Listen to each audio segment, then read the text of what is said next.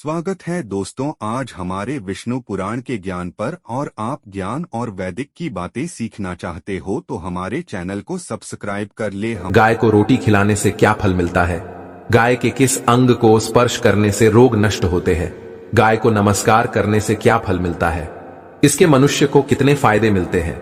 आज इस प्राचीन महान कथा के माध्यम से हम आपको बताते हैं।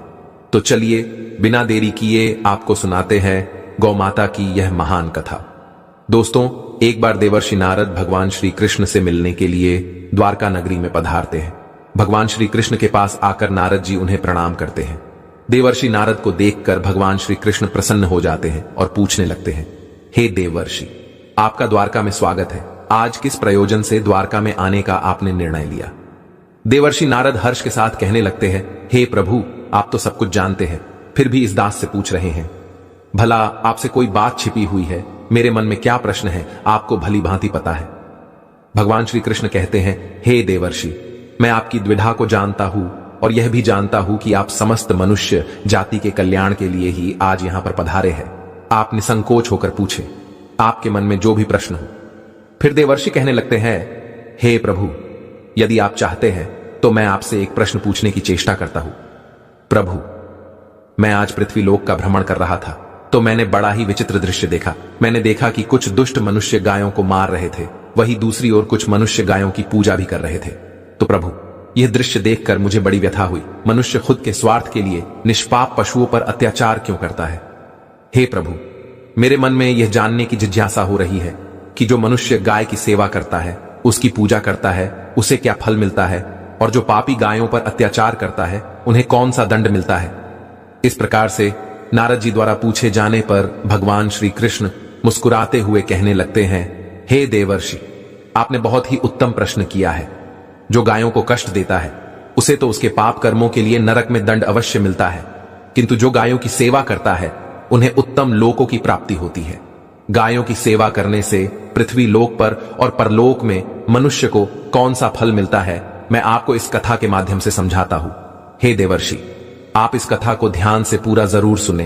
इस कथा को जो भी मनुष्य सुनता है और इसका प्रचार करता है, उसके समस्त पाप नष्ट हो जाते हैं, उसे धन धान्य की प्राप्ति होती है और मृत्यु के बाद वह मेरे धाम गोलोक में जाता है। देवर्षि कहने लगते हैं, हे प्रभु, यह मेरे सौभाग्य है कि आपके मुख से मुझे यह कथा सुनने को मिल रही है। मैं इस कथा को ध्यान से पूरा सुनूंगा और इसका प्रचार मनुष्यों में करूंगा। भगवान श्री कृष्ण कहते हैं, हे देवर्षि, प्राचीन काल की बात है। पृथ्वीलोक पर वैवस्वत मनु के वंश में एक दिलीप नाम के राजा हो गए हैं। महाराज दिलीप धर्म का पालन करने वाले, गुणवान, चरित्रवान तथा महापराक्रमी थे। उन्होंने धर्म पूर्वक पृथ्वी का पालन किया और अपनी प्रजा को सदैव ही प्रसन्न रखा। उनकी प्रजा सदैव उनसे संतुष्ट रहती थी। मगध देश की राजकुमारी सुदक्षिणा महाराज दिलीप की पत्नी थी। महाराज दिलीप और महारानी सुदक्षिणा बड़ी ही प्रसन्नता से रहने लगे थे, किंतु अनेक वर्ष बीत जाने के बाद भी महारानी के गर्भ से कोई संतान नहीं हुई। तब महाराज दिलीप एकांत में बैठकर सोचने लगे कि मैंने कभी कोई पाप नहीं किया है और मैंने सदैव ही धर्म के मार्ग पर चलकर ही सभी कार्य किए हैं, फिर भी मेरे किस दोष के कारण मुझे संतान प्राप्ति नहीं हो रही है। इतना सोचकर वे बहुत चिंतित हो गए। फिर उनके मन में एक विचार आया कि इस समस्या का समाधान केवल गुरु वशिष्ठ जी ही कर सकते हैं। वे ही मुझे मेरे दोष के बारे में बताएंगे और पुत्र प्राप्ति के लिए कोई उपाय बताएंगे। इतना सोचकर महाराज दिलीप अपनी पत्नी के साथ गुरु वशिष्ठ जी के आश्रम पर पहुंच गए। आश्रम पर वशिष्ठ जी नित्य कर्म, ध्यान आदि कार्य समाप्त करके अपनी पत्नी अरुंधति के साथ बैठे हुए थे। उसी समय महाराज दिलीप रानी के साथ उनके पास जाते हैं और उनका दर्शन करते हैं। वशिष्ठ जी ने महाराज दिलीप का स्वागत किया और उनकी पत्नी अरुंधति ने महारानी का स्वागत किया और उनका कुशल मंगल पूछते हुए उन्हें आशीर्वाद दिया। वशिष्ठ जी महाराज दिलीप से कहने लगे, हे राजन, सब कुशल मंगल तो है ना? आप और महारानी का आज अचानक वन में मेरी कुटियाओं में पधारने का क्या प्रयोजन है? किस कारण से एक महान सम्राट को अपना राजपाट छोड़कर इस वन में आना पड़ा? इक्ष्वाकु कुल के सभी राजा महाराज पुत्र उत्पन्न करके उन्हें अपना राज्य सौंपकर तपस्या करने के लिए वन में आते हैं, किंतु आप अभी भी जवान हैं। आपने अभी अभी राज्य का कार्यभार संभाला है, आपने अभी तक पुत्र भी उत्पन्न नहीं किया है, फिर आप ऐसे अपना राजपाट छोड़कर वन में क्यों चले आ गए? ये आप जैसे महान सम्राट को शोभा नहीं देता है। फिर महाराज दिलीप कहते हैं, हे महर्षि, मैं आपके यहां पर तपस्या करने के लिए नहीं आया हूं। गुरुदेव, मैं आपके पास सहायता मांगने के उद्देश्य से आया हूं। कृपया आप मेरी सहायता कीजिए, मैं बहुत दुख में हूं। फिर महर्षि अगस्त्य कहते हैं, हे राजन, आपके जैसे महान सम्राट को भला किस बात की सहायता चाहिए? आप तो स्वयं सभी की रक्षा एवं सहायता करने में सक्षम हैं। महाराज दिलीप कहते हैं, हे गुरुदेव, मैं आपके पास यह जानने के लिए आया हूं कि किस दोष के कारण मुझे अभी तक पुत्र की प्राप्ति नहीं हुई है। कृपया आप अपनी दिव्य शक्ति से जानकर मुझे मेरा दोष बताइए और उस दोष के निवारण के लिए उपाय भी अवश्य बताइए। पुत्र के बिना मेरा जीवन व्यर्थ हो जाएगा, मुझे मुक्ति नहीं मिलेगी। तब महर्षि अगस्त्य कहते हैं, हे राजन, ये तो आश्चर्य की बात है, मैं अवश्य आपकी सहायता करूंगा। फिर महर्षि अगस्त्य अपनी दिव्य दृष्टि से महाराज के भूतकाल को देखने लगते हैं तो उन्हें राजा की एक भूल के बारे में पता चलता है। महर्षि अगस्त्य महाराज से कहते हैं, हे राजन, आपसे एक बड़ी भूल हुई है जिसका आपको ज्ञान नहीं है। जब आप इंद्रलोक में देवराज से मिलकर लौट रहे थे, तभी मार्ग में एक कल्प वृक्ष के नीचे खड़ी गाय और उसके बछड़े को आपने दुर्लक्ष्य कर दिया था। वह गाय और उसका बछड़ा अत्यंत भूखे और कष्ट में थे। आपने उस कामधेनु गाय को ना भोजन कराया और ना ही उसे नमस्कार किया। उस गाय ने आपसे सहायता भी मांगी, किंतु आप अपनी प्रसन्नता में खोए हुए थे और आपको उस गाय की पुकार भी सुनाई नहीं दी। आपकी कृतज्ञता को देखकर वह गाय अत्यंत दुखी हुई और उसने आपको श्राप दे दिया है। हे राजन, जो मनुष्य गाय को कष्ट में देखकर उसकी सहायता नहीं करता, भूखी गौ माता को भोजन नहीं कराता, उसे तो महापाप लगता है और उसी गाय के श्राप के कारण आपकी कोई संतान नहीं है। इस प्रकार से महर्षि अगस्त्य ने महाराज दिलीप को उनके दोष के बारे में बता दिया, जिसे सुनकर महाराज बहुत दुखी हुए और पश्चाताप करते हुए कहने लगे, हाय, ये मैंने क्या कर दिया? मुझ पर धिक्कार है। मेरी ही मूर्खता के कारण एक गाय को और उसके कोमल बछड़े को इतना दुख सहन करना पड़ा। मुझे तो अब राजा बने रहने का भी अधिकार नहीं है। महाराज महर्षि अगस्त्य से कहते हैं, हे गुरुदेव, मैं अपनी इस भूल को सुधारना चाहता हूं। कृपया आप ही मुझे कोई उपाय बताइए जिससे मैं इस घोर पाप से मुक्ति पा सकूं। मेरा अपराध क्षमा के योग्य नहीं है, किंतु फिर भी मैं प्रायश्चित करना चाहता हूं। फिर महर्षि अगस्त्य कहने लगते हैं, हे राजन, आप दुखी ना हो, इस दोष से मुक्ति का उपाय अवश्य है। आप मेरे आश्रम की नंदिनी नाम की गाय की सेवा करो। वह उसी कामधेनु गाय की पुत्री है जिसकी आपने सहायता नहीं की थी। अपनी पत्नी के साथ मिलकर तुम उस गाय की सेवा करो, उसकी आराधना करो, वह तुम्हें अवश्य पुत्र प्रदान करेगी। तभी वह नंदिनी गाय बाहर से उस आश्रम में प्रवेश करती है। उस गाय को आता देखकर महर्षि अगस्त्य बोले, हे राजन, देखिए, केवल स्मरण करने मात्र से ही कल्याण करने वाली यह नंदिनी गाय स्वयं चलकर आई है। आप भाग्यशाली हैं, यह गाय निश्चित ही आपके दुख दूर करेगी।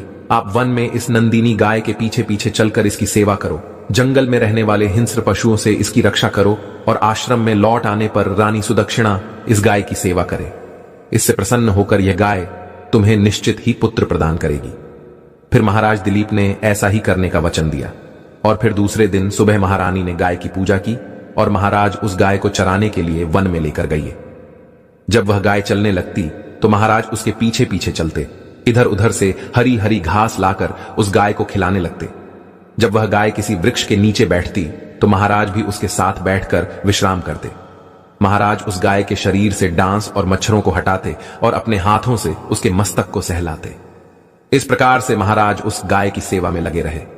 जब शाम हुई तो महाराज उस गाय के साथ आश्रम में लौट आए। आश्रम में पहुंचते ही उस गाय ने अपने खुरों से महाराज पर धूल उड़ाई, जिससे महाराज का शरीर पवित्र हो गया और उसके सभी पाप नष्ट हो गए।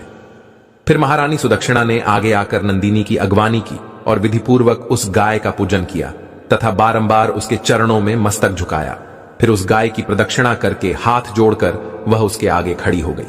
फिर उस गाय ने उस रानी की पूजा को स्वीकार किया और रानी पर अपनी दृष्टि डालकर उसके सभी दोष समाप्त कर दिए। गाय की दृष्टि पड़ते ही रानी अत्यंत पवित्र हो गई। इस प्रकार से महाराज दिलीप को उस नंदिनी गाय की सेवा करते हुए 20 दिन बीत गए। फिर 21वें दिन महाराज जब गाय को लेकर वन चले गए तो वह गाय चरते चरते हिमालय पर्वत पर चली गई और महाराज भी उसके पीछे पीछे चले गए। वहां उस पर्वत पर खड़े होकर महाराज उस हिमालय पर्वत की सुंदरता को निहार रहे थे। इतने में ही एक शेर ने आकर उस नंदिनी गाय को बलपूर्वक दबोच लिया। राजा को उस शेर के आने की आहट तक नहीं हुई। उस शेर के चंगुल में फंसी नंदिनी ने दयनीय स्वर से बड़े जोर से चीत्कार किया, हे महाराज मेरी रक्षा करो, हे महाराज मेरी रक्षा करो। जैसे ही महाराज ने उस गाय की पुकार सुनी तो उन्होंने देखा कि एक भयंकर शेर ने उस गाय को दबोच लिया है और उस गाय की आंखों से आंसुओं की धारा बह रही है, जिसे देखकर महाराज व्यथित हो उठे और उन्होंने तुरंत ही अपना बाण निकाला और धनुष की डोरी पर रखा और उस शेर को मारने के लिए प्रत्यंचा खींची। उसी समय उस शेर ने महाराज की तरफ देखा। उस शेर की दृष्टि पड़ते ही महाराज का शरीर स्तब्ध हो गया, उनकी शक्ति क्षीण हो गई, उनका सारा बल नष्ट हो गया। अब उनके अंदर उस बाण को छोड़ने की भी शक्ति नहीं रही। फिर वह शेर उस महाराज से बोलने लगा, हे राजन, मेरे ऊपर प्रहार करना तुम्हारे बस की बात नहीं है, क्योंकि भगवान शिव मेरी ही पीठ पर पैर रखकर नंदी पर बैठते हैं, इसीलिए तुम मुझे मारने की चेष्टा मत करो और यहां से लौट जाओ। विधाता ने इस गाय को आज मेरा ग्रास नियुक्त किया है, इसीलिए तुम इसमें दखल मत दो। मैं जानता हूं तुम सूर्य वंश में जन्मे हुए राजा दिलीप हो। इस हिमालय पर्वत पर भगवान शिव की बड़ी माया फैली हुई है, इसीलिए तुम तुरंत ही यहां से निकल जाओ। फिर महाराज बोलने लगे, हे मृगराज, कृपया आप इस गाय को ना मारे। यह महर्षि वशिष्ठ जी की संपूर्ण मनोरथों को पूर्ण करने वाली नंदिनी गाय है। इसकी हत्या करने पर तुम्हें महापाप लगेगा। गुरुदेव ने मुझे इस गाय की रक्षा और सेवा करने का आदेश दिया है। इस गाय का एक बछड़ा भी है जो घर पर इसकी राह देख रहा है। मैं इस गाय को मरने के लिए छोड़कर नहीं जा सकता। तुम भगवान शिव के सेवक हो, इसीलिए तुम्हारे हाथ से इस गाय को छुड़ाना मेरे लिए असंभव है। इसीलिए हे मृगराज, मेरी आपसे विनती है कि आप इस गाय को जीवनदान दो। इस गाय के बदले में मैं तुम्हें अपना शरीर समर्पित करता हूं, जिससे तुम्हारी भूख भी शांत हो जाएगी और इस गाय की रक्षा भी हो जाएगी और मेरे वचन का पालन भी हो जाएगा। साथ ही गौ रक्षा के लिए प्राण त्यागने से मुझे उत्तम गति की प्राप्ति होगी। इतना कहकर महाराज उस शेर के सामने हाथ जोड़कर बैठ गए और आंखें बंद की। फिर अचानक से उस राजा के कानों में स्वर पड़े, बेटा उठो, मैं तुम्हारी सेवा से अत्यंत प्रसन्न हूं। यह सुनकर महाराज उठ खड़े हुए और उन्होंने अपने सामने उस गाय को देखा और वह शेर कहीं दिखाई नहीं दे रहा था। तब वह नंदिनी गाय राजा दिलीप से कहने लगी, हे राजन, मैंने ही अपनी माया से शेर का रूप धारण करके तुम्हारी परीक्षा ली है। यमराज भी मुझे पकड़ने का विचार नहीं कर सकते। मेरी रक्षा के लिए तुम अपने प्राण देने के लिए तैयार थे, इसीलिए मैं तुम पर बहुत प्रसन्न हूं। अब तुम मुझे वरदान मांगो, जो तुम्हारी मनोकामना है वह कहो, मैं अवश्य पूर्ण करूंगी। महाराज दिलीप कहते हैं, हे गौ माता, मेरे मन में जो इच्छा है आप वह अवश्य जानती होंगी। कृपया मुझे पुत्र प्रदान कीजिए, मेरी यही कामना है। फिर उस नंदिनी गाय ने कहा, हे बेटा, तुम पत्ते के द्रोण में मेरा दूध लेकर उसका पान करो, इससे तुम्हें अत्यंत बुद्धिमान और गुणवान पुत्र की प्राप्ति होगी। महाराज दिलीप कहने लगे, हे माता, इस समय पर मैं आपके मधुर वचन सुनकर ही तृप्त हो चुका हूं। अब आप मेरे साथ आश्रम पर चलिए और मैं आपकी पूजा आराधना करके तथा मेरे अनुष्ठान को पूरा करके आपके अमृत समान दूध का पान करता हूं। उसके बाद महाराज दिलीप उस गाय को लेकर आश्रम चले गए। आश्रम में पहुंचने पर महारानी सुदक्षिणा ने आगे आकर उस गाय का पूजन किया। तब उस गाय ने कहा, हे महारानी, आप मेरी पीठ को स्पर्श करें, इससे आपको अत्यंत गुणवान, बलवान और विद्वान पुत्र की प्राप्ति होगी। फिर महारानी ने गाय की पीठ को स्पर्श किया। महाराज और महारानी ने उस गाय की विधिवत पूजा आराधना की और उनके अमृत के समान दूध को प्रसाद समझकर ग्रहण किया। उन दोनों की प्रसन्नता देखकर महर्षि वशिष्ठ कहने लगे, हे राजन, अब यह गाय तुम दोनों पर प्रसन्न है, तुम्हारी मनोकामना अवश्य पूर्ण होगी। जो भी मनुष्य गाय की सेवा करता है, उसे भोजन कराता है, उसकी प्रदक्षिणा करता है, उसके सभी मनोरथ सफल होते हैं। जो भी गाय की रक्षा करता है, उसकी कभी दुर्गति नहीं होती है। मृत्यु के बाद वह गोलोक में जाता है और भगवान श्री कृष्ण के साक्षात दर्शन करने का सौभाग्य उसे प्राप्त होता है। जो श्रद्धा पूर्वक गाय का दूध पीता है, वह सभी रोगों से दूर रहता है। जो गाय की पीठ पर जो कुबड़ होता है, उसे स्पर्श कर लेता है, उसके सभी दोष और पाप नष्ट हो जाते हैं। जो गाय का दान करता है, वह वैतरणी नदी को गाय की पूंछ पकड़कर पार कर लेता है। जो स्त्री रोज गाय को रोटी खिलाती है, वह सौभाग्यशाली बन जाती है। गाय समस्त पापों का नाश करने वाली और सभी मनोरथों को पूर्ण करने वाली है। अतः सदैव इसका रक्षण, पूजन तथा इसे भोजन कराना चाहिए। इतना करने से ही मनुष्य सभी ऐश्वर्यों को प्राप्त कर लेता है, उसकी दरिद्रता समाप्त हो जाती है। फिर भगवान श्री कृष्ण कहते हैं, हे देवर्षि, इस प्रकार से महाराज दिलीप द्वारा गाय की सेवा करने से उन्हें एक पुत्र की प्राप्ति हुई, जिसका नाम रघु रखा गया, जिसके नाम से इस पृथ्वी पर सूर्य वंश की ख्याति हुई और बाद में उसका वंश रघुवंश नाम से प्रसिद्ध हुआ। तो दोस्तों, आप भी नित्य गाय की सेवा करें, रोज गाय को रोटी खिलाएं, गाय की रक्षा करें। आपको यह कथा कैसी लगी कमेंट करके जरूर। पूरा वीडियो देखना बहुत ही महत्वपूर्ण वीडियो है, आपके लिए लाभकारी वीडियो है क्या दोस्तों।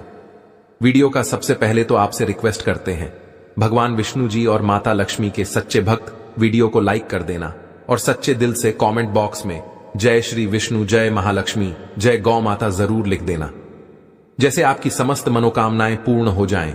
और ज्यादा से ज्यादा वीडियो को अपने दोस्तों में शेयर जरूर करना। चलिए शुरू करते हैं। कौन कौन से गाय से जुड़े उपाय। दोस्तों, सनातन परंपरा में गाय गंगा और गया तरी का बहुत ज्यादा धार्मिक महत्व है। मान्यता है कि माता के पर 33 कोटि देवी देवताओं का वास होता गौ माता की सेवा एवं पूजा करने वाले जातक पर इन सभी देवी देवताओं की कृपा बरसती है। गौ सेवा से न सिर्फ इस जन्म के बल्कि पूर्व जन्म के भी दोष दूर हो जाते हैं। प्रत्येक सुबह जब आपके घर में भोजन बना प्रारंभ हो तो सबसे पहले बनाई गई रोटी को आप गौ माता के नाम से निकाल दें और भोजन करने से पूर्व गौ माता को इस रोटी को खिलाएं। यदि संभव तो काली गाय को खिलाएं, यदि काली गाय न मिले तो सफेद गाय को भी हिला सकते हैं।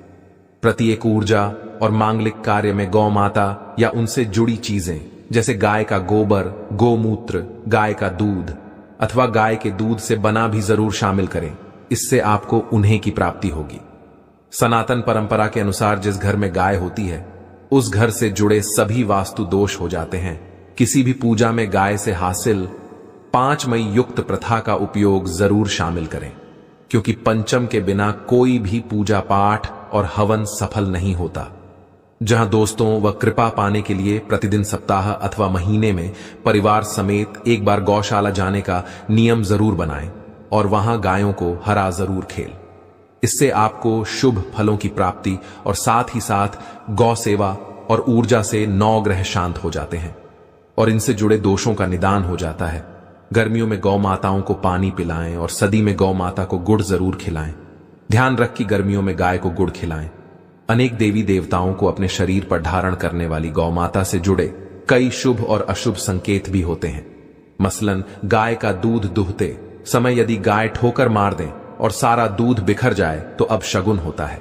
यदि कोई निकल रहा हो और गाय अपने बछड़े को दूध पिलाती शाम में आ जाए तो निश्चित रूप से जिस यात्रा के लिए आप निकले हैं वह यात्रा आपके लिए जरूर ही सफल होगी और वह काम जिसके लिए आप निकले हैं वह जरूर ही होगा। यात्रा पर जाते समय बाएं ओर गए हैं कि आना और रात्रि में गाय की हुंकार करना भी शुभ होता है। दोस्तों, साथ ही साथ गाय के साथ आप भूल कर भी यह काम न करें, अन्यथा मिलता है घोर पाप और जीवन भर की परेशानियां। जी हां दोस्तों, गाय को राष्ट्रीय पशु बनाए जाने और इन्हें मौलिक अधिकार दिए जाने की बात है। तो सवाल उठता है कि गाय जब भारतीय संस्कृति का अहम हिस्सा है तभी गाय के साथ लोग खराब व्यवहार कैसे करें। लेते हैं गाय दर दर, भटकती रहती है, हर पर इन्हें चारा तक लोग नहीं देते का जब तक दूध देती रहती है तो उनकी सेवा होती है और जैसे ही दूध देना बंद कर देती है तो लोग इन्हें उनकी किस्मत पर छोड़ देते हैं, सड़कों पर और गलियों में भटकने के लिए। ऐसे में गोवंशी जीवों को कोई डंडे से मारता है तो कोई उन पर पानी डाल देता है। कभी वाहनों से इन्हें ठोकर लग जाती है तो बीमार होकर बेचारी गाय दम तोड़ देती है। ऐसे में जरूरत है इन बातों को कि गाय को लेकर शास्त्रों में क्या कहा गया है, गाय के साथ आपको कैसा व्यवहार करना चाहिए। क्या आप दोस्तों, गाय को कभी भी मारना पीटना नहीं चाहिए। शास्त्रों में गाय को माता का दर्जा दिया गया है। गाय को मारने पीटने वाला माता को मारने पीटने वाले के समान पाप का भागी माना जाता है। ऐसे घरों को नरक लोक में वर्षों तक कष्ट भोगना पड़ता है, अगले जन्म में मिलता है। तथा है कि गौतम मुनि ने गलती से गाय को डंडा मार दिया जिससे गाय की मृत्यु हो गई थी और इस पाप से मुक्ति के लिए इन्हें वर्षों तक तपस्या करनी पड़ी। भगवान श्री कृष्णा जी ने स्वरूप में आए वृत्तासुर का वध कर दिया था, जिससे मुट्ठी के यह भगवान श्री कृष्णा को संपूर्ण तीर्थों को एक झुंड में बुलाना पड़ा और इस कुंड में स्नान से वह मुक्त हो गए थे। साथ ही साथ जो लोग पानी पी रहे को भगाते हैं वे घोर पाप के भागी बनकर न भोगते हैं, ऐसा पुराणों में बताया गया है। जबकि जो लोग गाय के लिए या और चारागृह बनवाते हैं वह मां होते हैं। ऐसे लोग घोर पाप से मुक्त होकर स्वर्ग पाए जाते हैं और बड़े ही धनवान कुंड में जन्म लेकर सुख भोगते हैं, और साथ ही साथ आराम कर रही गाय को कष्ट देकर कभी भी उठाना नहीं चाहिए। कहते हैं कि जिस स्थान पर गाय बैठी है वहां से नकारात्मक ऊर्जा समाप्त हो जाती है। गाय के बैठने की जगह को जो लोग नियमित साफ रखते हैं वे पूर्व जन्म में किए गए जाने अनजाने में पापों से मुक्ति हो जाते हैं और गोलोक में स्थान पाते हैं। गाय को डंडा मारकर उठाना, पानी डालकर उठाने से मनुष्य पाप का भागी है और अगले जन्म में उसे दर दर भटकना पड़ता है। और साथ ही साथ शास्त्रों में बताया गया है कि गाय का दूध उसके बछड़े के लिए होता है। गाय के बछड़े से हुआ दूध ही मनुष्य को लेना चाहिए, परंतु कुछ लोग एक बार गाय को दो लेने के बाद फिर से बछड़े के लिए हुआ दूध भी हो लेते हैं। ऐसा करना घोर पाप कहा जाता है। ऐसे दूध को दो हारने वाला और ग्रहण करने वाला दोनों ही पाप के भागी बन जाते हैं। दोस्तों, साथ ही साथ शास्त्रों में कहा गया है कि गोवंश यानी गाय और बैल के नहीं बैठना चाहिए। इनके एक पर बैठने से महापाप लगता है।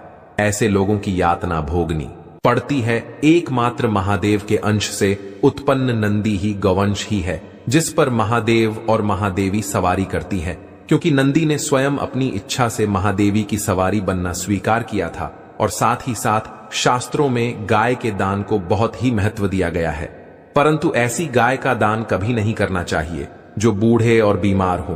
कठोपनिषद में नचिकेता की कथा भी इस गर्भ में है कि जिस नचिकेता ने पिता द्वारा बूढ़ी गाय को दान करने पर आपत्ति जताई थी, दूध देने वाली और बछड़े सहित जो लोग गाय का दान करते हैं महान पुण्य को हासिल करके स्वर्ग में स्थान पाते हैं। दोस्तों, साथ ही साथ सूर्य चंद्र मंगल शुक्र की युति राहों से हो तो पितृ दोष होता है। यह भी मान है कि सूर्य का संबंध पिता से एवं मंगल का संबंध रक्त से होने के कारण सूर्य यदि शनि राहु या केतु के साथ स्थित हो या दृष्टि संबंधी हो तथा मंगल की युति राहु या केतु से हो तो पितृ दोष होता है। इस दोष से जीवन संघर्षमय बन जाता है। यदि पितृ दोष हो तो गाय को प्रतिदिन या किसी भी एकादशी, कोई किसी पूर्णिमा के दिन या अमावस्या को रोटी गुड़ चारा आदि खिलाने से पितृदोष समाप्त हो जाता है। साथ ही साथ देसी गाय की पीठ पर जो खुद को बड़ा होता है वह बृहस्पति गुरु है। 8 जन्मपत्री में यदि बृहस्पति नीच राशि मकर में वो सफल होगी। और साथ ही साथ यह संकेत भी जाने, यदि आप यात्रा पर जा रहे हैं और सामने आपके गाय पर जाएं अथवा अपने बछड़े को दूध पिलाती हुई सामने गाय दिखाई दे जाए तो समझ जाना कि वह यात्रा आपके लिए जरूर ही सफल होगी। और साथ ही साथ घर में गाय होती है, उसमें वास्तु दोष स्वतः ही समाप्त हो जाता है। और साथ ही साथ आपको बता दें कि गाय को आप जो भी रोटी बनाएं प्रतिदिन ताजी रोटी ही बनाएगा। को अगर आपने रोटी बनाई है तो कोशिश करें कि उस रोटी को आप तुरंत ही गाय को दे दें। अगर आप उस रोटी को रख देंगे और उस रोटी को अगले रोटी मानी जाएगी। गाय को कभी भी बासी रोटी न दें, इससे घर में नकारात्मक ऊर्जा वास करती है और जो भी कार्य आपके बनने वाले होंगे वह कार्य भी आपके बिल्कुल भी नहीं बनेगी। इससे आपके घर में हमेशा दरिद्रता आवास रहेगा और आप जिस भी कार्य को करेंगे उस कार्य में आपको हमेशा असफलता ही हाथ लगेगी। इसलिए को कोशिश करें गाय को रोजाना ताजी रोटी बनाकर खिलाएं और रोटी को बिल्कुल न रखें। बासी रोटी गाय को न दें और साथ ही साथ सदी की गाय को नहीं खिलानी चाहिए कि घर में कोई फल है, कोई सब्जी है। सर जाए तो लोग क्या करते हैं, गाय को खिला देते हैं। नहीं, ऐसा नहीं करना चाहिए। ऐसा करने से यदि आप गाय को खिलाते हैं तो और पाप के भागी बन जाते हैं। आप बिल्कुल भी सड़ी गली चीजें गाय को ना खिलाएं और 7 आटे की लोइयां बनाकर उनके ऊपर हल्दी लगाएं। इसके बाद आप उन 11 दोषियों को एक एक करके को खिलाएं। प्रत्येक लोई को खिलाते समय गाय के सींग हो पर हाथ फेरें, पीठ पर हाथ फेरा, मस्तक पर हाथ फेरा। माता कहा कि आप चरण के स्पर्श करें। जहां दोस्तों ऐसा करने से आपके समस्त कार्य बनने लगेंगे। जो दुख का समय चल रहा है वह भी समाप्त होगा। आपके जीवन में खुशियां ही खुशियां होंगी। और एक बार आप 7 बार गाय की परिक्रमा भी कर लें तो आपके समस्त कार्य पूर्ण होंगे। साथ ही साथ आप गाय को जब भी रोटी दे, रोटी पर या तो आप थोड़ी हल्दी लगा लें या थोड़ा गुड़ रख लें, तब गाय को खिलाएं। आशा है आज की प्रस्तुति आपको समझ आ गई होगी। पर वीडियो अच्छा लगा हो तो चैनल को सब्सक्राइब